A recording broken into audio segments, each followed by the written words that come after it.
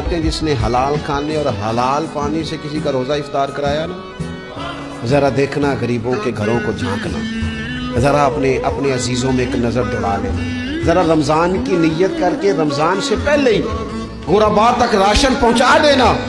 उनकी फिक्र दूर हो जाए, वो पहली शाम ही अपने बच्चों के साथ आसूदा हाल होके बैठे। देख लेना ये ना हो कि एक भाई खोल के खा रहा हो और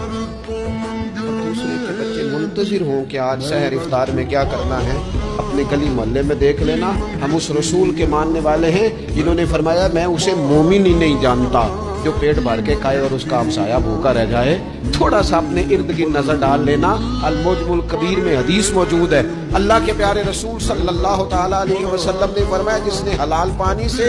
हलाल रोटी से